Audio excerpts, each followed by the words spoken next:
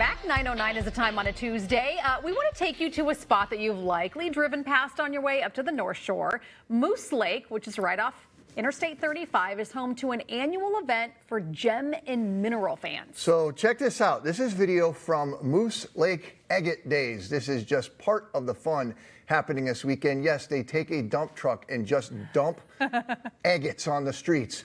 Joining us via Zoom with more details is one of the event organizers, Dave Johnson. Dave, how are you?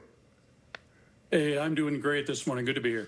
Thanks for being here. Tell us a little bit about what's happening at Agate Days.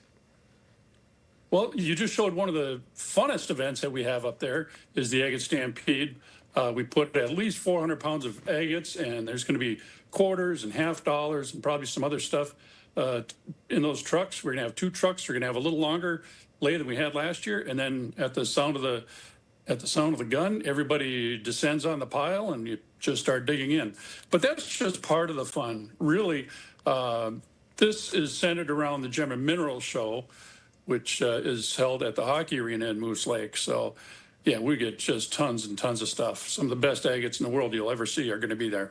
So tell me about like the history of the event, because this has been going on for almost half a century now, right? More than. Oh, yeah. This is our 57th Agate Days. We did take 1 year off that first year of COVID. That was a tough one, so we're very sorry we had to miss that. But so now this is our 57th time that we're putting on this show. And yeah. It grows every year. And we've still got one of our original members there. I'm sorry, what? I was going to say, I didn't mean to interrupt you, but it grows every year. I mean, you guys have thousands of people who come and attend this. Oh, tens of thousands of people, for sure. Yeah, it is a big event, and it's more than the show or the Agate Stampede all around town. They've got a pancake breakfast, they get a steak fry with the fire department and other things going on, too. So where do you get the truckload of agate that is just dumped on the street? Where does that come from? Well, we buy a lot of agates between us and the Moose Lake Area Chamber of Commerce. We do purchase all the agates. We are gifted some now and then, and that, I'll tell you what, that really helps. So if you're sitting on an ice cream bucket of agates or a 5-gallon bucket, you can come and talk to us. We'd be glad to take them off your hands. So, Dave, I've never been to the festival, but if after the Stampede, are there still agates like left in the road, and do you guys just sweep those back up and hold on to them for next year's event, or how does that work? Well, I'll tell you, there's so many people digging through them. There's very little left. They pick it pretty clean, but then the town gets to scrape up all the gravel, and they use it for the town needs, wherever they need gravel. And are people like bringing? And they do that right after. And are people bringing water? Because I saw like some people dumping water on the agates to kind of bring out the colors and see what they have. Oh, sure. Bring a little spray bottle. We are going to have 5-gallon buckets of water, so you can dip them in those. But bring your spray bottles. That really helps a lot, too. And hopefully we have a sunny day, because that is another big help. I believe you are going to have a sunny day. In fact, you may regret wanting to have sun. It's probably going to be so hot. So might be painful. Some of the other things that are going on, is this like kind of like the main summer event that happens there? Oh, yeah. Now, Moose Lake is a summer and winter community, and they do hold a lot of events, but this by far is the biggest. And it's a beautiful community, just not Moose Lake, but up and down the highway from Minneapolis to Duluth and Superior. And I'm from Superior. That's where I'm sitting right now, over in Wisconsin. And you have I mean, what kind of drew you to agates? Because in addition to the event and being part of that, I mean, you have a love of agates. So when did that start for you? Oh, quite a few years ago, maybe 20 years ago. I was out, I was walking a trail in the middle of winter, a gravel trail, and there was some bare spots, and I found a little agate, and that was it. I was hooked from then on. But it's not just about agates either. This is from minerals and rocks and specimens from around the world. You're going to find finished jewelry, pieces you can work on, tools and equipment to do this sort of thing. Just there's tons of stuff there. So we're showing some video of these polished rock spheres that you make. Tell us about that, Dave. Yeah, that's quite an involved process. And there's different ways to do it. The way I do it takes maybe 24 hours to make a sphere from start to finish. You got one right here. I do everything. There's a volcanic rock, so it's nice and porous. So that's pretty cool. How did that look before you turned it into a sphere?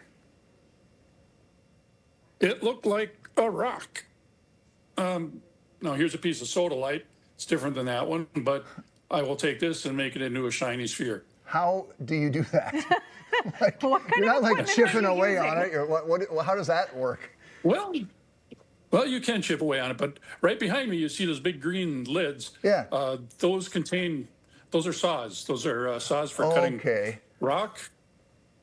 The dark green one, that's got a 30-inch blade on it, so you can cut some pretty big stuff with it. So you cut it into an almost round shape, then I hand grind it into round, then I've got some machines that go in after. Can you So there's turn some zebra jasper in there. any rock into a sphere that is beautiful like the ones we were seeing?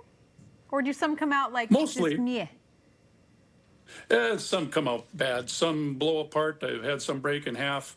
So a big thing you got to look for is fractures in the rock. You want a fracture-free rock if at all possible. I mean, you're really into the rock thing. Is it? When did that start for you? Were you that way as a little feller there too? Oh no, I got into that as an adult. I was working and just needed a hobby, and since I'd been finding some maggots, I thought I should do something with them. Then I bought some small equipment and just went from there. Now I got some big equipment. Yeah, I was going to say that. I hope you're not referring to that thing behind you as small equipment.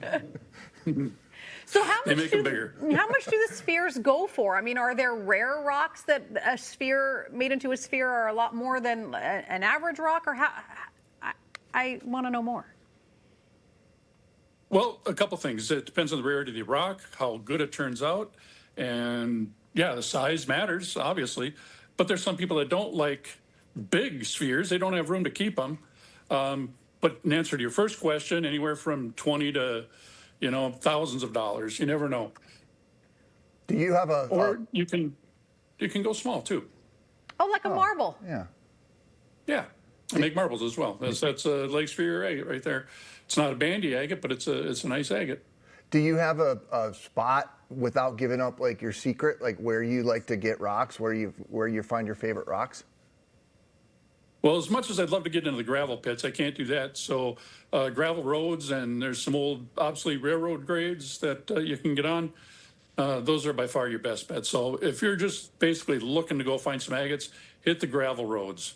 That's your best spot. It's so weird to me because you held up that rock that was just in its natural form, and cars have probably driven over it, and tractors have probably moved it, and people have walked by it a million times. But like, you picked it up, and you are going to turn it into something that is really stunning and beautiful. And I just keep thinking of how many people have walked by to me, a rock is a rock is a rock, and I would never do much with it. You see it very differently. Oh yeah. No, I did not make this, but there's some stuff made out of agate. So your finished jewelry can be quite different than in the original rock and what it looks like. It's all in the eye of the So you got the beholder. tag, clasp, and cufflinks. Dave, thanks so much for taking time to chat with us. Good to see the cuff. Maybe we can get those cufflinks for Folger. He Doesn't is Paul a Folger cufflink. wear? Okay. We have an Sure. anchor here who wears cufflinks all the time. So, I will have them with me. all right, thanks again, Stay Dave. hydrated, please. You too. Great advice. If you'd like to learn more about Moose Lake Agate Days, we'll post a link for you at minnesotalive.com.